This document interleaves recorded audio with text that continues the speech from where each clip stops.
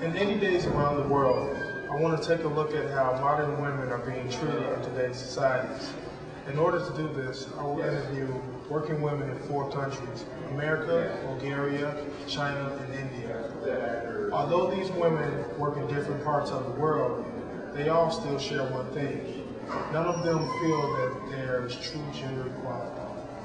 First off, we're going to speak to Katie, a working woman from the United States. Although women have made many advancements in the workplace within the past 4 decades, do you still feel that there are problems women encounter? I do. Even though the Equal Pay Act was signed in 1993, women are still making less than men do. Women my age are making 93.4% less than men, and women over 25 are making 74.5% less than their male counterparts. This is an outrageous wage gap. It's just not right. Why do you think the wage gap is so different for women of different age groups? I think this is because women of the newer generation aren't as subject to different conditions of the past. But now I feel that the attitudes about these things have kind of changed. But that's definitely not the case in maternity leave. What do you mean? Well, the United States is one of the only 5 countries that doesn't require an employer to offer some type of paid maternity leave. I mean, I guess a woman could take a leave of absence, but that's only under disability. And having a baby is not any type of disability. I mean, there's also the option that lets a person take up to 12 weeks off of work but it's still unpaid. And who can afford to take that much time off of work when a baby's on the way? That's an interesting point. But women are now starting to take positions that were previously male-dominated, like manufacturing or engineering. Don't you agree that the glass ceiling is starting to crack? I do agree that women are holding higher positions, but what about the harassment they encounter with this higher level job? What about the level of harassment in general? Do you feel that this is still a problem in the workplace? I definitely do. Over nearly 2 million workers are harassed at the workplace, and 15% of all violent crimes committed against women are done while the woman is working or on the job. Wow, those are staggering statistics. But do they cover all forms of harassment? No, those numbers only cover sexual harassment or physical violence. Verbal sexual harassment is easier for a woman to just brush off and forget about. And plus, why would a woman want to risk her position by complaining about a few comments and bringing that up? And it's important to realize that a lot of this harassment is directed towards women who are immigrants to the United States and who don't realize their rights.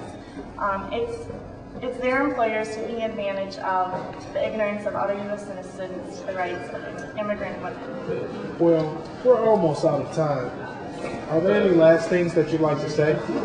Although women in the United States have come really far since the women's rights movements of the 1960s, it only applies to American women. People from other nations who come to the United States are still very much at a disadvantage since we change. Thank you for your time. Next, we'll interview Yana, a working woman from Bulgaria. Gender equality is still far from being a reality in Central and Eastern Europe. Does the situation in Bulgaria seem to support this evidence, Yana? Yes, and it's terribly unfortunate. In Bulgaria, women receive salaries that are 25 to 30% less than those of men. Significant gender pay gaps such as these are widespread and increasing throughout the region. Why do you think that is? Well, at the moment, there's a general lack of awareness among men and women about how gender inequality affects their daily lives, as well as a lack of political will to enforce existing national and European Union gender equality policies.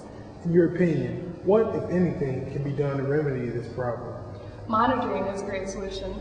This will shed light on how equal pay principles are practiced in both the public and private sectors. The results then need to be made public. It's imperative for the Bulgarian government to adopt official gender equality strategies. Collecting gender disaggregated statistical data needs to also occur. Is the situation with maternity leave any better? Yes, the maternal leave only system in Bulgaria is very generous.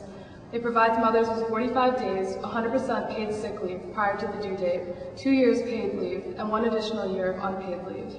The employer is obligated to restore the mother to the same position upon return to work. In addition, pregnant women and single mothers cannot be fired. And what about the sexual harassment? Is that a problem? In Bulgaria, women's rights in employment are at a crisis stage. Bulgaria's transition to democracy and free economy since 1989 has plunged it into an economic crisis, producing high unemployment rates.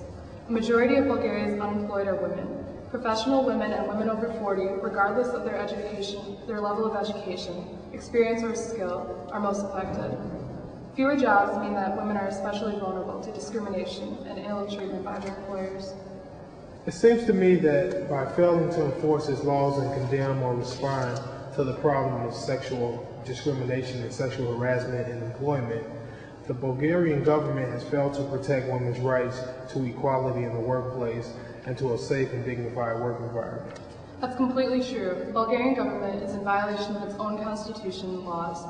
It is also in violation of its international obligations as a member of the UN and as a country associated with the European Union. And that's all the time we have for right now. Thank you. Next, we'll interview Lee, a working woman from China. Hello, Lee. Would China